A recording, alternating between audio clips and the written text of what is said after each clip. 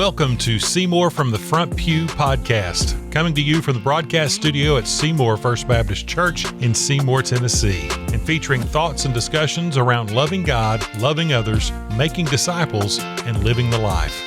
I am your host, Tiger Brooks, and now, on to the podcast.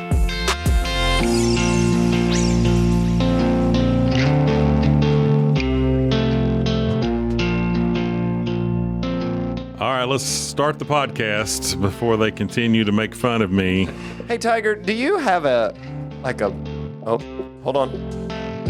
Oh, you're way early. I don't know. It's like it's like the Mariah Carey challenge or whatever it is. Mariah Carey. Or Whitney Houston challenge. Do you have a budget? Do you live on a budget at home? Do you have like a... Not really. No.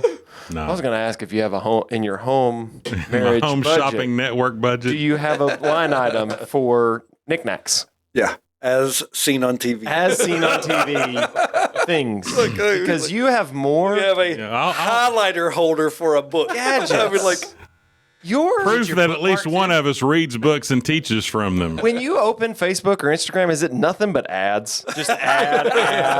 Because they're like, sucker, he'll buy this, he'll buy this, he'll buy this. Probably.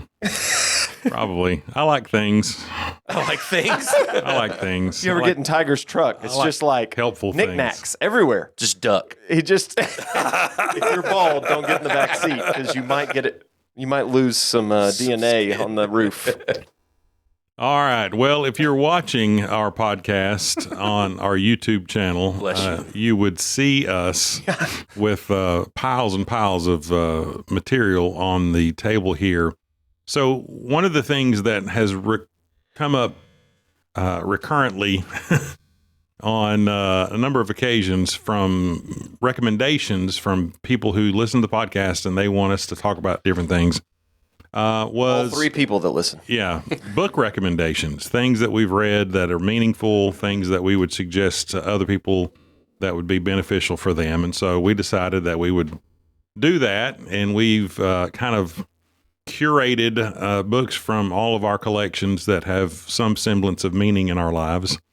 For various reasons, and we're going to make those recommendations in this podcast today. And so a lot of these things, probably me and Jason in particular, have a certain bent toward them because we've kind of been inundated in the area of marriage for a couple of different reasons. But and then we're going to get to a wide variety of things. So anyway, why don't we'll let you start, Jason. We'll go counterclockwise around the table for lack of any other better way of figuring this out. Yeah. What would you like to put forth here? So I guess the first one that I would do is this book's called When Sinners Say I Do, Dave Harvey, and it's got Paul David Tripp has a foreword on it, so it's kind of in that same vein, which is very similar to the class that we're doing, the marriage and parenting class. But this is a book that I've been working with 6 different couples in premarital training, and I give them, every one of them, I give them this book. And it really kind of starts off with the concept, for me, as I'm starting premarital training, one of the first things that I talk about is what is a Christian marriage? And I kind of center the conversation around a Christian marriage is a marriage between 2 sinners who have been forgiven by the grace of the gospel, and who seek to extend that forgiveness to one another on a daily basis. And I think so much because marriage in general, it is tough. It is not easy. It takes forgiveness on a daily basis. And it is a constant reminder that you are married to a sinner and you are a sinner. And so that's one of my favorite books, that it just kind of presents that. And just, again, discovering the power of the gospel for your marriage. And it's one of my favorite books, just dealing with the heart of what marriage really is and the gospel with it. Yeah. For me, Melody and I were probably married 20 years before I got or read that. And, to me, it is a go-to. So I think it's great for pre-marriage But I would say if Even in there are marriage. believers that are struggling in your marriage, this is a great book to just reshape how you think about your spouse, how you think about you in relating to your spouse, all those types of things. And so, just a really, really good book. Yeah. Do you have another marriage book? No, you took it. Well, okay. Yeah. We'll just kind of keep it in that vein. We'll just kind of go back and forth. So I took the dust cover off of this one and I put my little thing on it to keep my highlighter and my pen handy. It's the book thong. But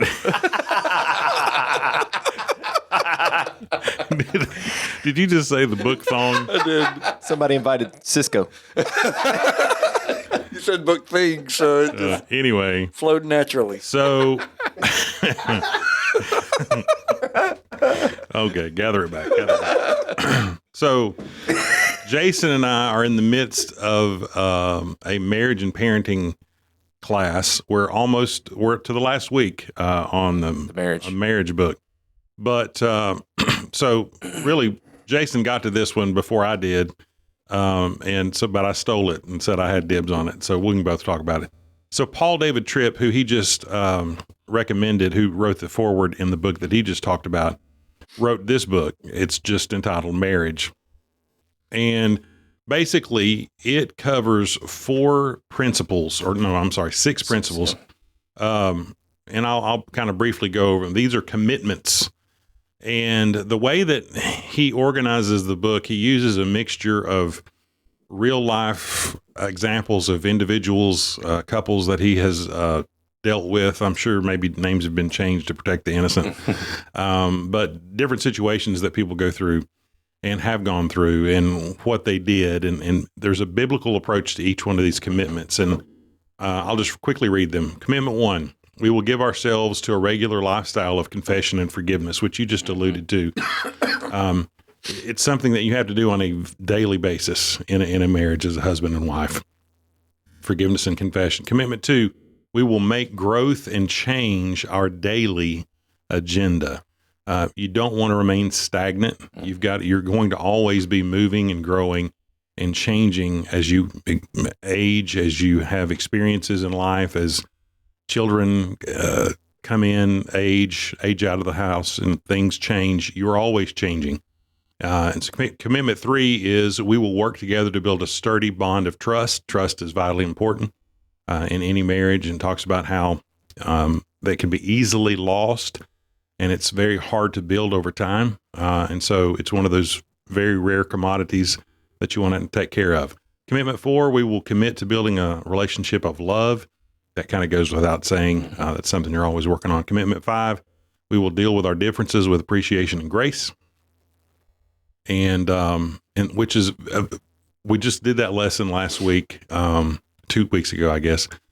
And it's a very interesting take on it because many times we want to point out our differences and highlight how your spouse doesn't measure up to whatever this ideal is in your head, rather than to recognize that God made them exactly the way they are for a reason, and to value that and to cherish that and understand that that is a grace meant to change you to be more Christ-like, which is a really interesting way of reframing that whole thing and appreciating that. Finally, commitment 6, we will work to protect our marriage and all the various reasons and ways that needs to be protected. But anyway, I highly recommend this book.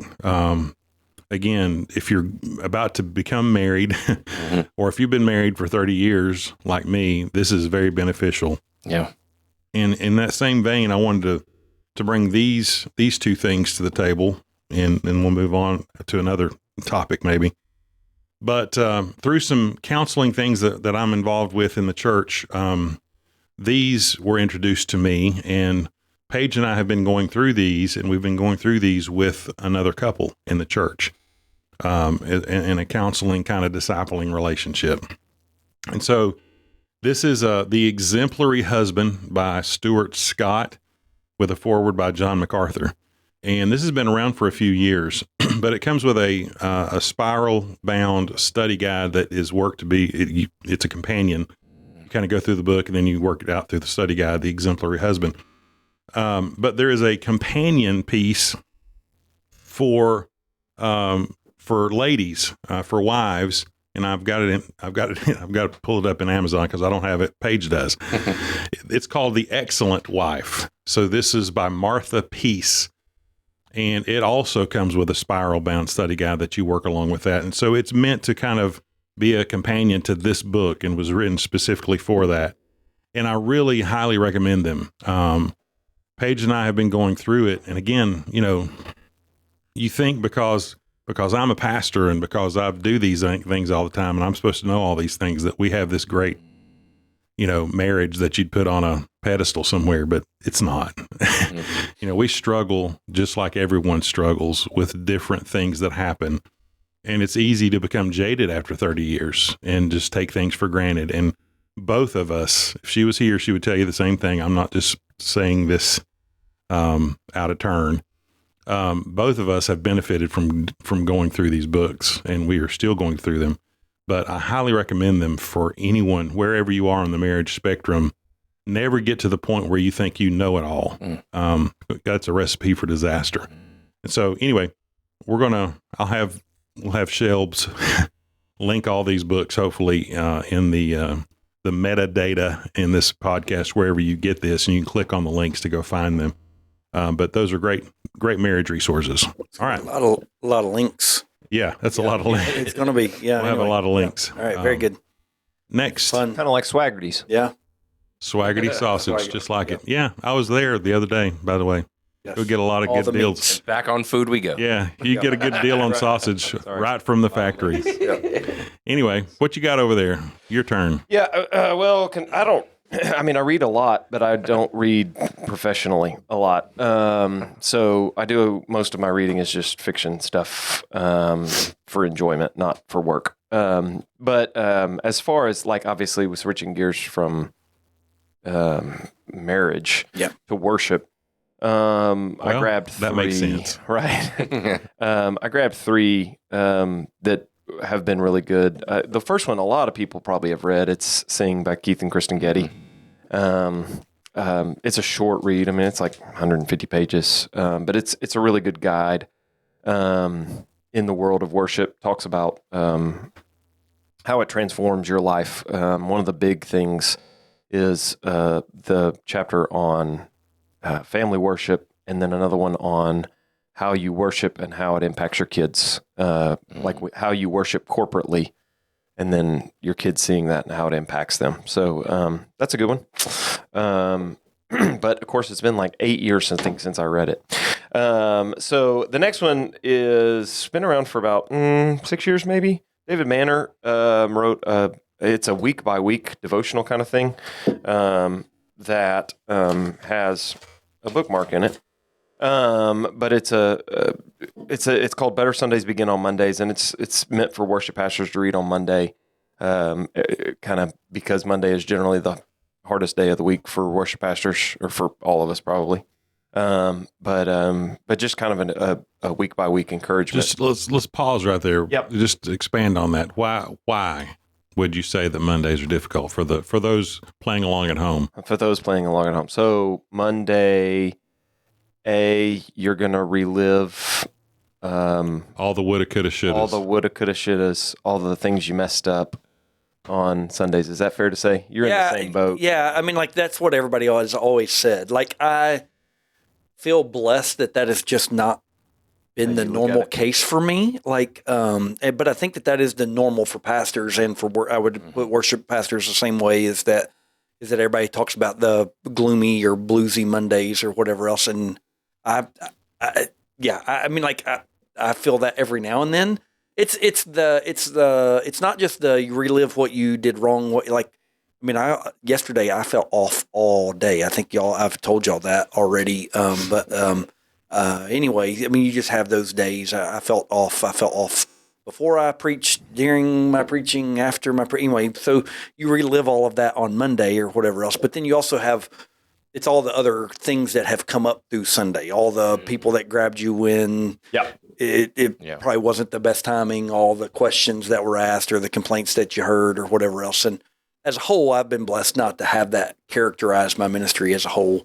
You also, again, and I think, again, for the worship guys, specifically, is Monday is the beginning of what's coming. What's coming next Sunday or whatever else. And again, I would say that both of us are blessed in that we don't work that way. We aren't trying to figure out Monday what's happening Sunday. Right. Would you agree with that? I mean, like, so I'm typically well ahead, and so I'm not trying to decide what I'm preaching on Monday. A lot of guys live in that place. They are trying to figure out what they're preaching for next Sunday, and even if they're in a series, it may not be what I'm preaching, but I've got to get this sermon done. I know all these other things are hitting this week, and so that's a lot of that Monday thing or whatever else. So I mean, I think I could talk about that for a long time, but I don't think in my almost 5 years here that it's been that way. I will say before that that's not true. And I don't think it's a sense of like, I don't know, what's the word? Frustration happens a lot on Mondays. And I don't, it could be the conversations that maybe happen when they probably weren't good timing. Stuff like, there's so-and-so out in the congregation. Why are they out there? Why are they not? Why are they not in choir this Sunday? Why are they, why when I look out, did this whole section of the congregation just stand there and look at me and not participate? It's that kind of stuff. Many times you just linger over. You write the narratives in your head. You do. Whether or not they're true. And that's not, that's not speaking to anyone else. It's just where your brain is. Yeah. There is also, yes, the, you turn the page. People joke, they'll come in on Monday or Tuesday or especially Wednesday and they're like, something was good Sunday. And I'm like, what do we do Sunday? I've already forgotten. So you turn that page and it's like, okay, now working on the next week. So anyway, yeah. But I would agree. It's definitely not nearly as bad. But I have been in seasons of life where Mondays were always really tough. But I'm also a very critical person, so that doesn't help. And then the third in the vein, a little nepotism. But my uncle wrote a book called "To My Heart to Sing Thy Grace" many years ago, and it continues to be something I go back to. That's particularly just about congregational singing and about how we approach that and how we execute that. And really good. You'll hear me talk about, he opens with an analogy about tuning a guitar. I think I've used that in the podcast before, that getting your congregation ready to sing or to worship corporately is a lot like tuning a guitar, which can be not just the easiest thing in the world. So anyway, good. All right, I'm going to pick up. It goes along with worship, whether it's exactly that or not. But a book that I referenced yesterday, Spiritual Disciplines for the Christian Life, Donald Whitney. Great book. It was actually first printed in 91. It's got a 20th anniversary edition that's out now. But it deals with, again, things like prayer, worship, evangelism, serving, stewardship, fasting, and more. But just a really, really good book. To me, it's almost more a resource book than just a sit-down read book, if that makes any sense. But a companion to it that I just read through sabbatical, which was I love, is 10 Questions to Diagnose Your Spiritual Health. So there's a brand new version of this out that's just in the last couple of years. And I can't find mine, so I had to borrow an older version of Tigers or whatever else. But just a great, I think, evaluation read for the believer. Just great questions. And not just the great questions, it is, it's okay, so what do I do if I answered this question this way? What if I answered it this way? And so it's giving you more than just the questions. It's helping you to evaluate that. Diagnose. Diagnose and really, okay, so what? Fix things. Yes, how should my response be? Where should I be going? Those types of things. And easy read too. I mean, like it's not a hard read. And so those would be my two that I would follow kind of out of that worship category and thought or whatever else. So anyway, I've got a couple others. But what's next? What follows through with that? Oh, well, I mean, I'll just go to my last one I brought in here. We'll let kind of just go around. There's not really any rhyme or reason. I thought Right. marriage kind of fit together. So, so this, you typically, I don't want this to be a downer, but a lot of times we read books to deal with issues, and this one does that. This is a dealing with conflict. This is by The Peacemaker, by Ken Sande. It's a very popular book. A lot of pastors will probably have this somewhere around their library, but it basically just guides you through an understanding of the biblical responsibility to be at peace with one another. And the idea is, I kind of hit that there's 4 parts to the book and a number of appendices that deal with specific issues. But part 1's glorify God. I mean, it kind of reminds us of why we're here, that we need to glorify Him in the ways that we behave, in the ways that we treat one another. There's a powerful several chapters of what it means to glorify God. Then part 2 is get the log out of your eye. Before you start dealing with the issues that someone else has or some problem you have with somebody, you have to do a self-reflection and do a personal inventory and understand that you have to get the log out of your own eye before you can deal with somebody else's. Part 3 is gently restore. That is the goal in the resolution of any conflict, is that you want to be restored in that relationship, whatever that may look like. And honestly, this was born out of some real. This book came to me out of some very difficult days at a previous church, dealing with conflict within the congregation, and so the deacons went through this book, and so did we as the pastors. We kind of helped lead through that, and then part 4 is go and be reconciled. Once you figure out all those things, understanding that we're supposed to glorify God, understanding that we have to get the log out of our own eye, understanding that we want to gently restore a relationship, is that we must eventually be reconciled. I mean, we are commanded to be reconciled one with another in Scripture. And so Ken just does a great job of kind of packaging all of that, and he's got a number of well-known authors who have endorsed this, Chuck Colson, John Piper, J.I. Packer, to name 3. And so there's some heavy hitters there. But if you are dealing with conflict personally or with a group of people, I would highly recommend adding that book to your repertoire. Yeah, he also has Peacemaking for the Family. Mm-hmm. And he takes the exact same principles and applies it to being peacemakers in your family and dealing with conflict specifically within your family, which is really good. Yeah. Cool. Well, on that note, parenting. There we go. The next one that I have is the 2-parter, if you will, for our class, and that's the parenting. Again, Paul David Tripp, 14 Gospel Principles that can radically change your family. The whole, I won't go through all 14 of those Gospel Principles, but I think the part of that book that I like the most is really kind of you really get it in the opening of the book, kind of the intro to the book, if you will, and it's this concept that so many, and I'm just as guilty of this and can fall into this just as much as anybody when it comes to parenting, that if we're not careful, we parent from ownership instead of stewardship, right? And it's recognizing that we are not the owners of our kids. God is the owner of our kids. We have been granted the ability to have a part and a massive part in the raising and the growing of our children.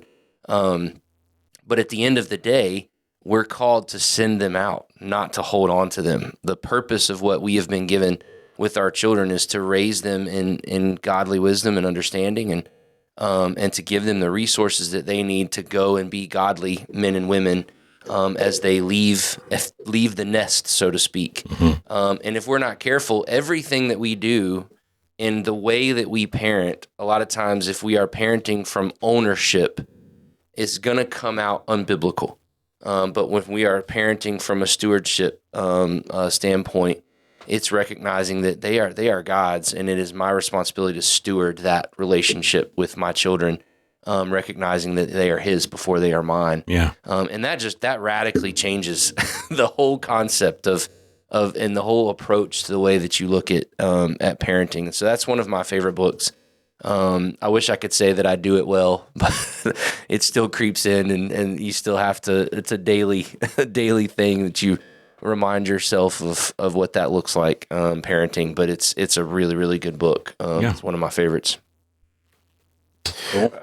So right before we started the podcast, I just ran to my office and just stared at the bookshelf. And so again, I'm kind of weird about what I read and what I don't. But I looked at the shelves, and I had the whole section of like the early aughts books in Christian world. And all of them I thought were really good. Matt Chandler had several good books there in a row. Francis Chan, David Platt, Radical, all that stuff. But the one that I have continued to go back to, I enjoyed Explicit Gospel and stuff. But this Recovering Redemption, gospel-saturated perspective on how to change, has always, and in fact, I've got a story marked right there that I use regularly. And I really loved that book. So I grabbed that one. It's older and been around a while. The other one I grabbed, and I'll just finish since you're done, was Christians in the Age of Outrage. So on that same section in my thing where all the early aught things, I grabbed this, and I think I'm going to reread that as I grabbed it because, so this is Christians in the Age of Outrage by Ed Stetzer. He wrote it, I had to look, in 2018. And I remember reading it because we were living in such interesting times in 2019 and then into 2020 again. And then I think it's even worse now. So I think it would be good to reread that and how to act, specifically with social media. Mm-hmm. Anyway. Yeah. Good book. Yeah. All right. I've got a couple more. These are more, so I don't like reading. I mean, I think, most people know that I don't love reading. And so I don't just do that on the regular occasion. And through the years, I've finally figured out a way to try to read for fun. That's just really hard for me to even say. So anyway, but through sabbatical and even before that, I had found a couple things that I enjoy lighter. Like a lot of this has been, I hate to say it's almost vocational, if that makes any sense, is reading some biography stuff. And so one of the things that got me into that is this book. It's called Seven Men. It's by Eric Metaxas. Eric, he wrote probably the best leading biography on Bonhoeffer that there is. But he's done these books, and basically each chapter is a small biography on different people. So like this one, I really, really loved. And really where I started, I like sports. Most people know that. And he wrote like two of the chapters, there's 7 chapters, but 2 of them were Eric Liddell and Jackie Robinson. And so they're sports figures. And you can literally just read a chapter. You don't have to read it in order or any of those things. Nothing builds. But this one, you've got George Washington, William Wilberforce, Dietrich Bonhoeffer, Pope John Paul II, and Charles Colson are the other guys. He's wrote another one that's seven more men. He's got 7 women. These are really, really good, just short biographies on people that really, it's easy reading. It's informative. It's good. And then in the middle of that, on sabbatical, I started reading these. We have like 70 of these books. They're written by the same couple that write these, and they are basically just different Christian heroes through the years that they've written short, easy biography reads on. So I read George Mueller, a couple others I can't remember, John Wesley, and this one's on Dietrich Bonhoeffer, and we have a bunch of them. I think we have like 70 books that are all different people. And so if you're ever interested, you can borrow those. These are ours, like personally, so they're at the house. But if you're ever interested, you can come read them. But it's just easy reads that kind of give you the background on these men and women that have just done some incredible things, and how they based those things on, and those types of things, the principles that they used, and those types of things. And to me, that's for us in our world, we like to think that we're facing things that no one else has ever faced, but that's not the case. A lot of these people have gone through very difficult times, maybe even worse times, and hearing how they found success and how they were faithful and how they showed grace, all those types of things are pretty incredible. So anyway, that's and it's easy reads. Like I'm a highlight guy. So I made fun of your little thing, but I keep a highlighter with me. Yeah. These were reads where I didn't try to do any of that. I just picked it up and read it. I wasn't trying to highlight it, come back to something, whatever. It's just read it, get intake in, if that makes any sense. So yeah. Anyway. Very cool. You want to get to your last one? Yeah, I have two more. And these are not easy reads. I'm just going to be honest. Neither one of these two books are easy reads. I do like reading pretty deep stuff. I love engaging in those conversations. I don't seek them out, and I think most people will know that's not kind of at the forefront of me. But it is. I do really enjoy getting in some deep theological things and wrestling with some deep theological stuff that takes place. And so one of this book is called "Salvation and Sovereignty: A Molinist Approach," or how did you word it? Molinist approach. And this is actually Ken Keithley. He's actually a professor of mine in seminary. And there's no other way to really put this other than it's just his approach to dealing with the idea of Calvinism. And he basically takes the tulip, which is the 5 points of Calvinism, and he reworks it. And for him, it's put into roses, is what it does. And so he kind of sticks with that that vein a little bit, but it is, to me, it is an incredible approach. The way, I'm not going to sit here and say that I am this, but it is the best approach that I have seen to deal with, to work with that topic of the sovereignty of God, and ultimately the Reformed mentality and what is going on there. It's just a fantastic approach to that idea, and really dealing with the idea of salvation, what that looks like in our lives, and taking it from a biblical perspective, obviously, is where that has to come from. So that's one of my absolute favorite books. Anyone that is wrestling with those topics or dealing with those kind of issues, that's usually a place that I will point people to, because I think it's a really, really good approach. And then this one, I don't know how that really segues into this one. But this is a book called Let the Nations Be Glad, The Supremacy of God in Missions by John Piper, who is a 5-point Calvinist. And if I'm being honest, the reason that I picked this book up, number one, I like John Piper. I've always liked John Piper. That goes back to my days whenever I was going to Passion Conference, and he was one of the primary speakers. And he's deep, but man, he is so biblical and just incredible. So I've loved John Piper. But I picked up this book really just because I was... in the times when I was wrestling with some of those Reformed ideas and Reformed theology stuff, I was really trying to understand, how does a 5-point Calvinist reconcile the idea of missions, and what do you do? And so who else to go to? John Piper, writing a book on missions, and it is one of my absolute favorite books on missions. I mean, it blew me away the way he approached it. Again, I'm not saying that I'm 100% there, and there are things that I still maybe am lean in different directions in some ways, but man, he just does an incredible job of looking at the heart, God's heart, on missions, and why missions is so valuable and important, even in the midst of a sovereign God, and what that looks like for our lives. And so it's still probably my absolute favorite book on missions, period. And the way that he approaches it. So those are two very, very deep books. Those are two books that are a little bit more in the deep end of the pool. Yeah. But still two of my favorites. And I think it's always healthy to be open-minded enough to be able to look at, where other people land on these things.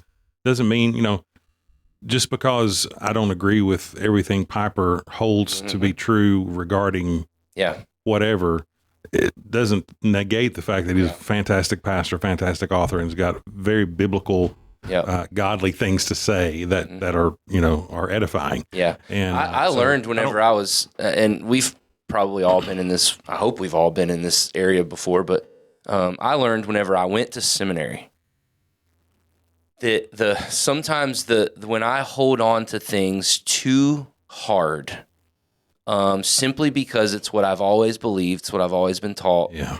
I learned that is a detriment to my walk with Christ. And it doesn't mean that I don't hold tightly to beliefs and things that I mean, I'm still very strong on my beliefs and will hold to them, but I am always open and willing to have the conversation and want to have the conversations with people on the other side of things, because I know that is a part of how we as the church are supposed to be, that we're supposed to be a body of believers that shape each other. And that means that if I'm in one side of things and there are either elements or maybe all of it is unbiblical, it is the church's responsibility to speak into that, into my life.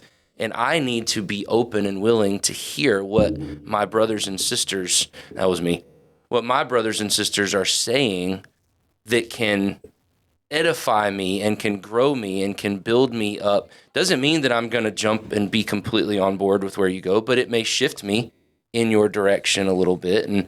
And so for me, I always like picking up these things and reading some of these things that I'm like, when I pick them up, usually it's not necessarily I'm picking them up because I think, oh, I agree with him. It's usually the opposite. I'm picking this up because I don't know that I do agree with him, but I want to know where he comes from. Yeah. And how he's getting that perspective. I love wrestling with those topics and wrestling with those ideas. And in fact, Ken Keithley, he really is the one that kind of helped me the most in seminary to kind of begin to move in that direction. Because he also taught as one of my theology classes. I'm trying to remember what it was right now, but it was basically eschatology and ecclesiology. Is that book? He was eschatology and ecclesiology. He just lost us all. But what he did, I'm with him. Bless you. But when he was talking about end times. End times and how to do church. Yes, exactly. But when he was talking about end times, and there are different approaches to tribulation and even millennial approaches. Yeah. And he Premillennial, holds to one. mid-trib, pre-trib, post-millennial. He holds to one of those three approaches. But rather than him teaching all three of the other approaches, he had professors that held the other perspectives come in and teach those perspectives. I mean, there's one that I absolutely was like, that sounds absolutely stupid. I don't see how anybody believes that one. Right. But the other two, I was very strongly on one. But as you hear someone who holds to another view, it's like, oh, wait, I need to take, they're not just holding that because there are reasons that. There are reasons that they're holding it. Yeah. And so I don't need to just dismiss this outright. And I think in my early walk in Christ and even in my early ministry life, I would do that. I would just dismiss people outright because that's not what I've been taught. It's not what I believe. And I've learned that's not wise to do that I need to be open to say, my approach might be wrong. And I'm willing to hear out other sides to what this looks like and want to have those open, honest conversations. And so for me, sometimes going to these guys that they're the quote unquote experts on some of these things is the best place. And it's kind of, oh, okay, I can see that. Yeah. So one of the things that, maybe this will be helpful for somebody. As you were talking, I thought back to my journey through seminary, both in my MDiv and in my doctoral work. I went to what many folks would probably consider a very moderate divinity school. Gardner-Webb is not one of the mainline 6 SBC seminaries. It's a divinity school that is Baptist, and honestly is affiliated with cooperative program. No, not cooperative. Cooperative Baptist Fellowship. Cooperative CBF. Yep. But I went there solely because of geographical reasons, and I was in a full-time ministry position, and I needed my seminary, and that was the easiest way I could do it.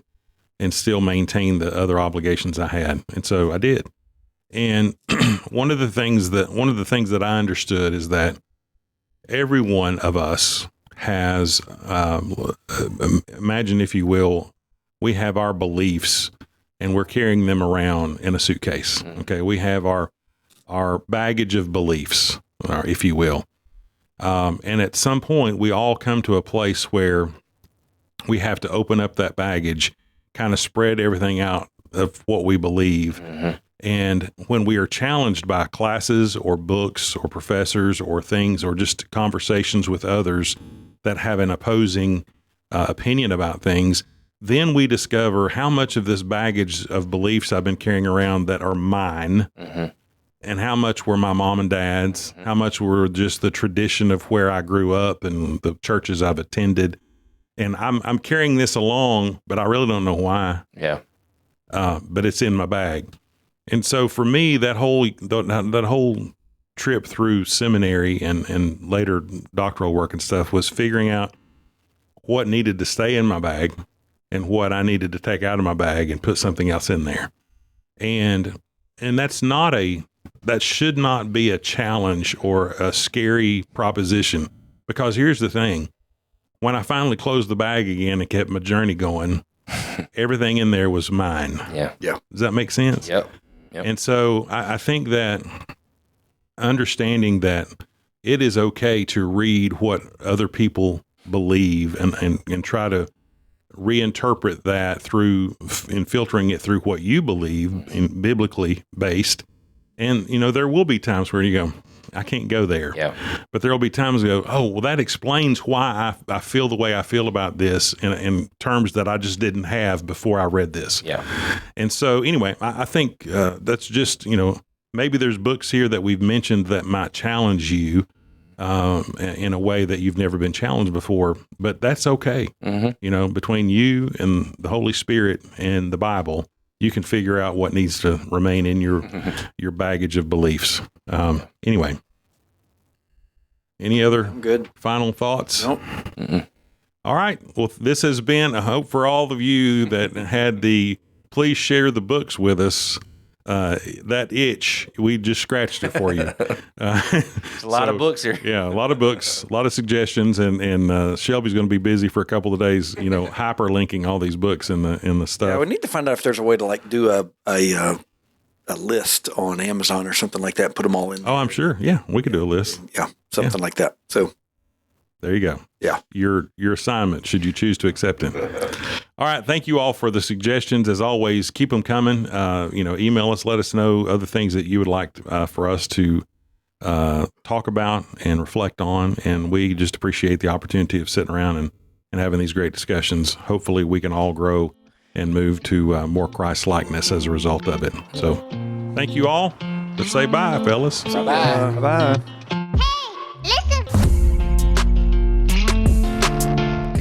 Thank you for listening to Seymour from the Front Pew. Our sole desire for this podcast is to glorify God by educating and encouraging His body.